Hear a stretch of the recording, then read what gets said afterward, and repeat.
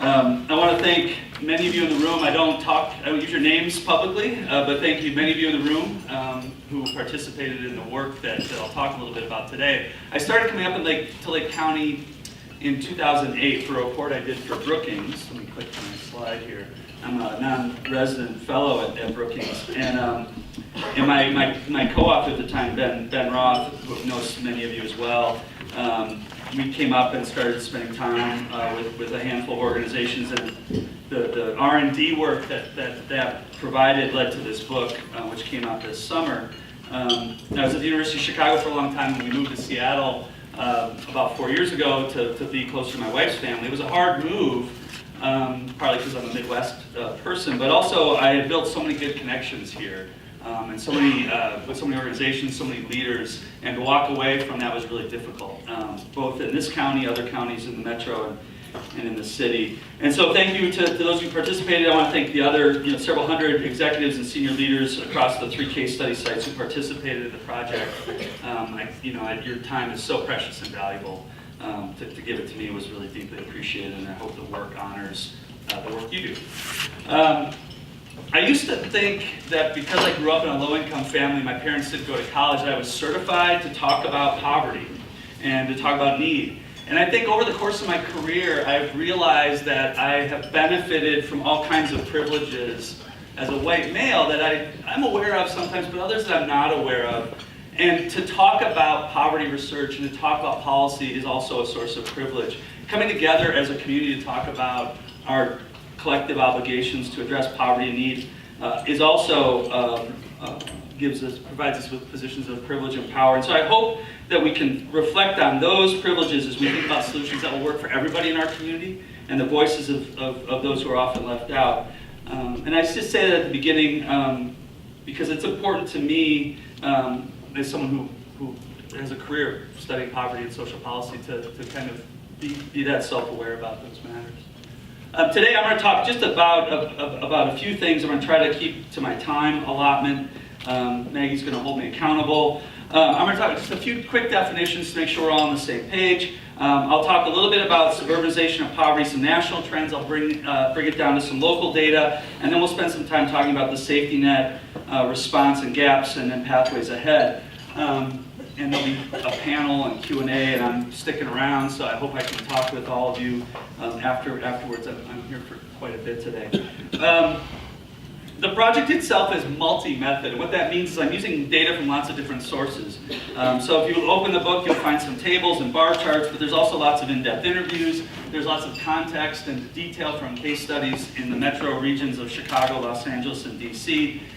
Central to that were in-depth interviews, and many of you participated in those. And so that's kind of, you'll see a number of different slices from the book today. I also just want to make sure, when I talk about poverty, we can think about poverty and definitions of poverty in lots of different ways. I'm using the federal poverty measure, which for a family of 3 is a little bit less than $20,000 in 2016. I'll talk about deep poverty, that's less than $10,000 a year. Believe it or not, we'll talk about poverty as being a suburban phenomenon. Deep poverty is also a growing suburban phenomenon. And then to put it in context, the median household income in Lake County is about $80,000, comparable to the city of Chicago. And so you can kind of put these income levels in context for what a typical family, if you will, makes in Lake County. Now there's a lot of variation in that, of course. But those will be some of the kind of numbers to keep in mind.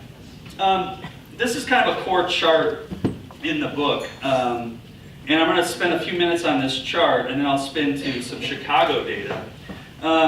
What you see here are, I'm going to go back a second. What you see here are the number of poor people in the largest 100 metropolitan areas from 1990 on the left side of the screen to 2014, which when the book came out was the most recent data, and I'm updating these data. So, in a couple of years I'll come back for another event and share more information, hopefully. And as you see, the darker line, I'm not sure why it's not showing up on the slide here, but I apologize. The darker line is suburban locations, suburban municipalities in these 100 largest metros, and the purple line are cities. And as you see, when we get to the most recent data and the this hasn't changed at all really since 2014. There are about 4 million more poor people in the suburbs of our largest metros than in the cities themselves.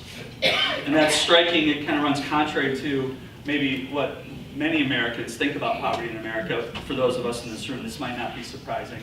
The tipping point, as you can see in this chart, nationally occurs sometime in the late 90s. It happens at different points in time in different communities. So for instance, in Seattle, there were more poor people in the suburbs of Seattle back in the 80s. Seattle being a smaller city and with more affordable suburbs for a longer period of time. The trend lines here crossed in Chicago sometime in 2005 or 6, a relatively recent phenomenon in this metro area. But the tipping point happens, sometime in the last 10 or 15 years in almost every place. And in almost all places, poverty's been a problem far before that. And when you look nationally at the data, you go back to 1990, there are almost as many poor people in the suburbs of our largest metros as in cities. And this is at a moment when I was a student, we were talking about the urban underclass and about urban ghettos and about abandoned inner city neighborhoods. That was the focus of policy, that was the focus of our rhetoric and the focus of our research. But even back then, there was this large suburban poverty problem that was present, but which we weren't really paying enough attention to. I think that's important to realize. Not shown here, but I alluded to earlier. If we drew lines that looked at the number of people in deep poverty, you'd see very similar trends. There are far more people in deep poverty in suburbs now than in cities. And actually the largest changes have been the number of people just above the poverty line. So there's almost 30 million suburban residents who are within 150% of poverty, which isn't making it in many communities. And often for those families, there's a vulnerability of a job loss, a sick child, an unforeseen event that can bring on very sudden and swift hardship. One of the things that I spent time talking about is that poverty in suburbs isn't about people moving from cities to suburbs, it's part of it. But most of the poverty problems we have in suburbs are because of changes in the labor market, changes in work, changes in returns to education. I talk about it in a lot of different ways. Wages have stayed flat for many workers without a college degree over the last 25 years.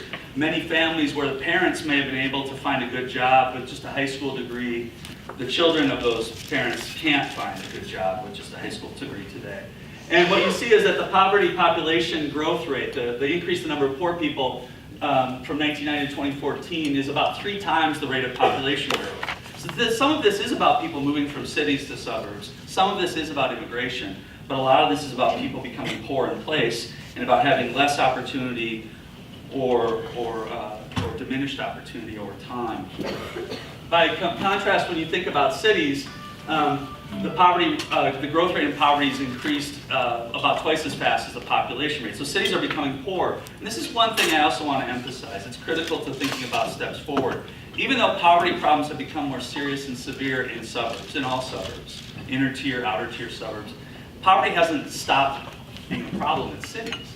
It's still quite a problem. In fact, actually, the increases in poverty over the last 25 years in cities would be alarming if it wasn't for the rapid growth of poverty in suburbs that makes them seem like relatively modest changes. But 33% increase in the number of poor people, almost 3 times the population growth rate. That's pretty striking. So we have to think about, as Maya said, we have to think about our shared fate as we encounter these challenging issues. So here's a table. I try not to be too professor-like, but I have a 9-page resume, so what, you know what you're getting, right? So I put together this table for today. I pulled data from the book, what you see here are changes in the number of poor people in 1990 across the city of Chicago, the suburbs overall, and then different counties, as I've told them. The number of poor people in 2014, the percentage change, the poverty rates, and then the percentage change in total population. I'm just going to make 3 points here. First, you see here that it's a relatively recent phenomenon, and actually, even though there are more poor people in the Chicago suburbs, it isn't as big of a gap as in some other metro areas, but that shift happened after 2005, and it happened at different points, again, in different metros. But what you see here is consistent increases in the number of poor people across the metro, across suburbs. And if I broke this out by cities, you'll see in a map in a second, it's touching virtually every city or every municipality, every township in suburban Chicago. But what we have to keep in mind, again, is that poverty still remains an urban problem. And actually, when you look at the poverty rates in this column here, the kind of the fourth column, you see that the poverty rates, even though they've almost doubled in most of these suburban areas, are still about half of what they are in the cities. And then again, you see this point. Lots of consistent population growth, but population growth that pales in comparison to growth in poverty. And I would say the numbers vary a little bit, but Lake County is pretty typical of most suburbs that you might encounter across the country. Okay. Here's a map, two maps today. The map on the left is mapping the percentage change in the number of poor people. And so when you start to get to those dark purple areas, those are communities where the number of poor people has more than doubled in the last 25 years. Many of you may see your communities in those darker purple areas. What you see when you look at that left map is the reality that this is happening across the suburban landscape. This isn't something that is only happening in inner tier suburbs or outer tier suburbs. It's happening everywhere. And actually, when you look at when I map poverty rates, again, the darker purple areas are poverty rates over 10, 20, 40%. You see those in many suburban census tracts throughout the region. And again, this highlights an important finding, an important reality that we all confront, that there is increased concentration of poverty in our suburbs over time. And that actually concentrated poverty, which we think of as an urban phenomenon, is taking root in many suburban communities and across the metro here and metros across the country. Let me grab a little water here. I did get in at 2:30, and I have to admit my eyes are still like on Seattle time, so my voice too. So here's another. One of the things that we often talk about in our communities is our marginalized or particularly vulnerable population subgroups. And in the context of discussions around poverty, we often think about how poverty varies across race and ethnicity. Poverty rates are higher in suburbs and in cities among people of color.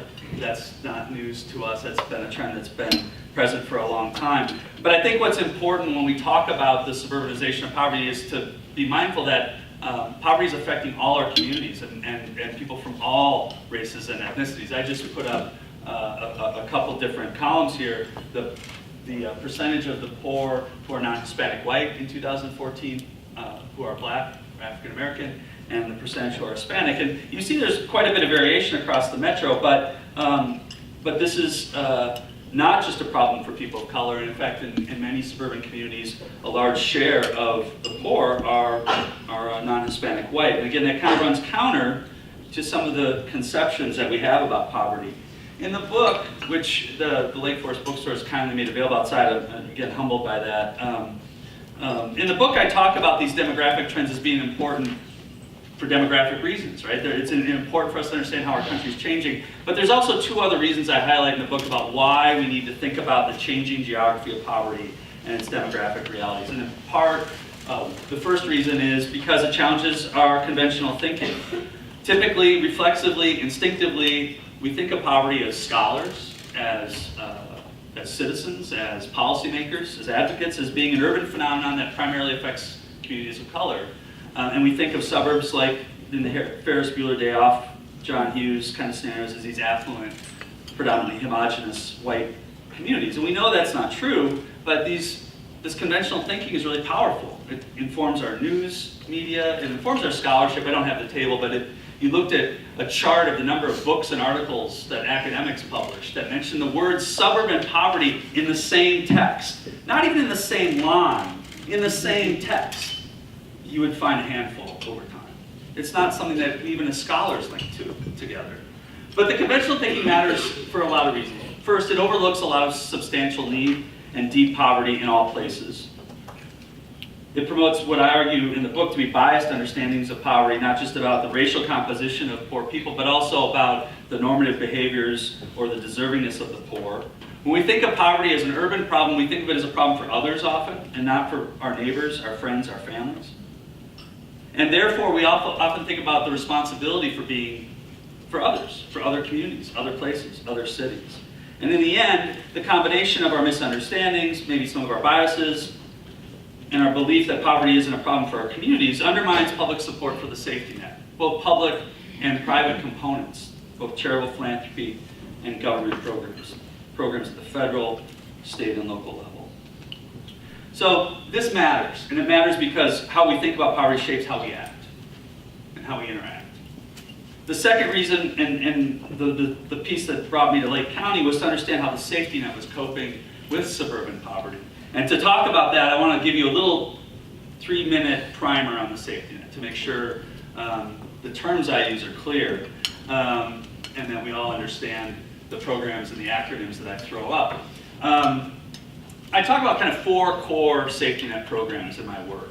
The Earned Income Tax Credit, which refunds or credits families who are working based on their earnings and household size. The average, the median or average income EITC credit's about $2,000. It varies. For some families, it can be quite high, $5,000 or $6,000 if you're working and making less than $20,000 or $25,000 a year. It's about a $65 billion program. It's one of our most effective anti-poverty programs in the country, and it serves about 26 million tax filers. It's a program that receives a lot of support from both sides of the political spectrum.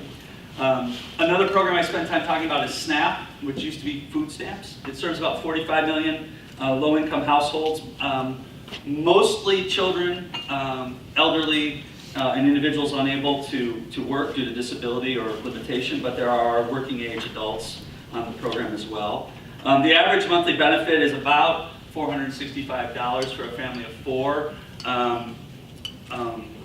So it's about $100 per person roughly, and that's about $75 billion annually. Medicaid, working age adults. And then we have TANF or cash assistance. This is a program that used to be called AFDC. It serves about 1.5 million families now. It's about a fifth the size of it was 20 years ago. And we spend about $10 billion on cash assistance in TANF. It's a program that primarily serves single-parent households, although that's varied over time. A lot of the resources in TANF support community-based social services and other types of assistance. So these are the big 4 that I spent time talking about. They're the 4 programs that low-income households encounter the most and are the most common across different types of geography.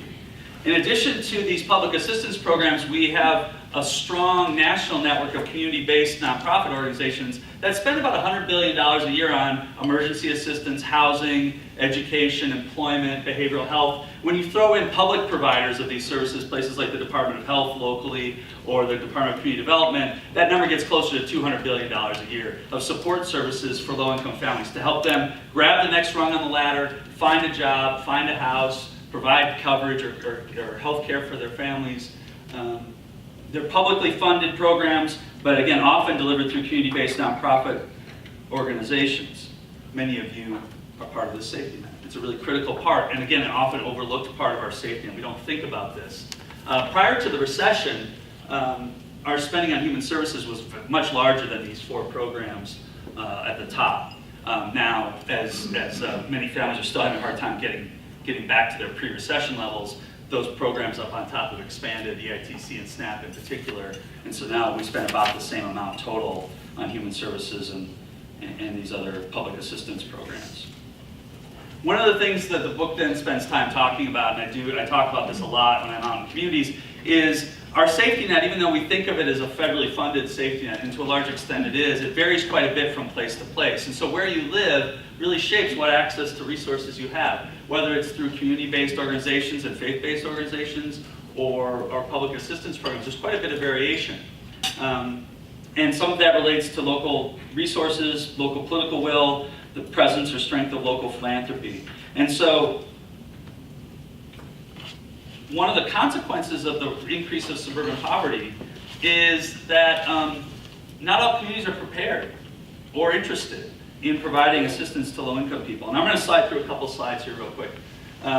Just to show you, this shows you the mean EITC refund and the mean annual food stamp or SNAP benefit across urban counties in purple, black counties in, the black column reflects suburban counties, and the blue column are rural counties. I threw that in because many of us may work on the edge of what we might call rural communities. And you see that there's pretty consistent benefit levels or benefit receipt across these different types of geography. These programs are federally funded and regulated. They exist very much the same in Lake County as they do in the city of Chicago, as they do in Seattle. They're federally promoted support. They're also very responsive to poverty. This probably has no business being at a breakfast meeting, but this is a scatter plot. And what you want to see is on the bottom, this is the increase in the number of people near or below the poverty level, and then on the other side, it's the percentage increase in SNAP. And SNAP's increased for a whole bunch of reasons, but there's steep lines through these cloud of points, and what that tells us is that poverty, or that SNAP, like the ITC, is really responsive to increases in poverty no matter where it occurs, no matter where it is. Human service funding is very, very different. And this is what most of the second half of the book is about the challenges that human service organizations and communities face. Now, the purple bar here, again, is for urban counties. The black bar here is suburban, and the blue bar is rural. And this is the median per person nonprofit human service expenditure. So, put that in context. We're missing a lot of information on the public side, but this is the best I could do with the data that's publicly available. And as you see, cities spend about 8 times as much, maybe 10 times as much almost, as suburbs do per person on human services. And if you think about it, anybody who's running a human service program, you can't do a lot with $800 if you're providing behavioral health or job training. That's maybe enough for an emergency food pantry to support a family over a period of time, but you don't get a lot. And this includes everything. This is everything we do: housing, education, job training, everything. Now, actually, at Lake County, you're better than the median human service or suburban county. The per capita expenditure here is about $770 per year, and that's increased almost twofold since 2000. And I have a feeling that Lake County Community Foundation plays a big role in that. The work you've done to build philanthropy in your communities plays a big role in that. That's one of the larger changes in human service expenditures among nonprofits that you see in the country. But as I showed you before, there's another scatter plot here. If you remember that the SNAP cloud of points, it was tightly clumped and there was a steep line forward. When you map out how nonprofit human service expenditures change with regards to poverty, it's almost a random pattern, almost like a shotgun pattern. Expenditures aren't very responsive at all. Some communities see big decreases in poverty and then have large increases in human service spending. Others see the opposite trend, where there's large increases in poverty and then actually a net decrease.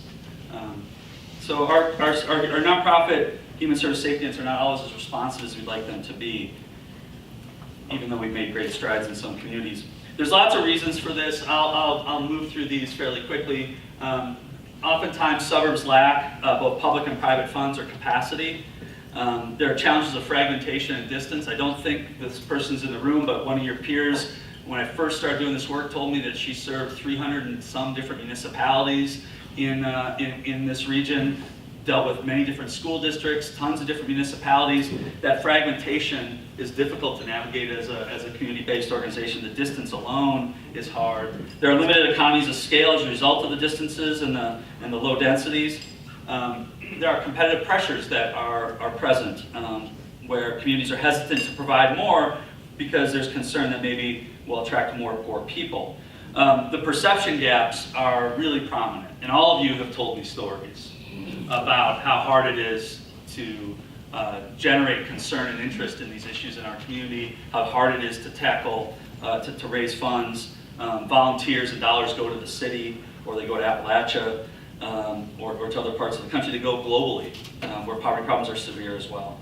And then at the end, one of the big problems that all communities face, this isn't just true in suburbs, it's true in cities and rural communities, are issues of race discrimination and anti-immigrant sentiment. And anti-immigrant sentiment plays a huge role in what providers can or can't do for legal residents and for their children. And many organizations in Lake County and other places struggle with this and struggle to serve their target communities adequately. And again, that's not just a suburban reality, we see this in cities too. Now, pathways ahead. So what are some things we can do? I'm actually really optimistic. I'm optimistic we can do better. I'm optimistic that there are ideas that we can pursue and leverage. First, one thing that's important is conversations like this about poverty are important because it helps us challenge the stereotypes that others might have about poverty, maybe challenge some of our own priors, and help us have accurate understandings of the problems confronting us. Because if we don't have good data, if we don't have good information, we're actually not going to solve anything very effectively. Having said that, we need better data. We need new voices. Part of the contribution of this work is your voices are being heard by scholars and policymakers in a way that they weren't before. And better translation to policy, and that's my job. I have to think about how I can share what I know in a way that helps people think about consequences and next steps. We need to support our existing public programs. This is not a time to be cutting public assistance programs, particularly that support families that we know are proven poverty reduction programs. We need to make the case for greater private giving and volunteerism in our communities.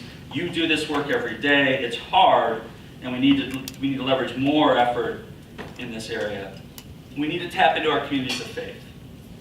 This is a critical piece. Communities of faith and faith-based organizations are the most trusted organizations and entities in their communities. They're the places that people go to first when they're in need. They're the places that bring in volunteers and donors, motivated out of faith and other concerns, and they're critical partners. It's hard to be successful at fighting poverty if you aren't working with communities of faith and realizing the important contributions they make. We also have to prepare the next generation of leaders. As you know, many of our community-based organizations have kind of succession and leadership challenges as leaders that have been in place for 20 or 30 years are retiring. And there's not necessarily a generation of leaders, indigenous leaders, that understand the needs and diversity of our current communities. It's not clear that those leaders are being trained and prepared, and we need to think about those challenges. And then we need to find small collaborations on which to build. I think I took this lesson from Lake County the most through the work of the foundation and your organizations, starting small and expanding out, building on successes, building partnerships, finding what works. And then finally, as Maya mentioned, we have to choose a shared faith. I say this when I speak in urban settings because people in cities like to, now that cities are doing better, like to, talk trash about suburbs. And we have to recognize that we have a shared faith. Suburbs were created to be places of exclusion often. And increasingly, there are places that have to grapple with greater inclusion. And we aren't going to solve our poverty problems by pitting cities against suburbs, by pitting communities against each other. We won't solve poverty problems in any given place if we don't see the shared faith in addressing hardship and poverty in all places. And with that, thank you.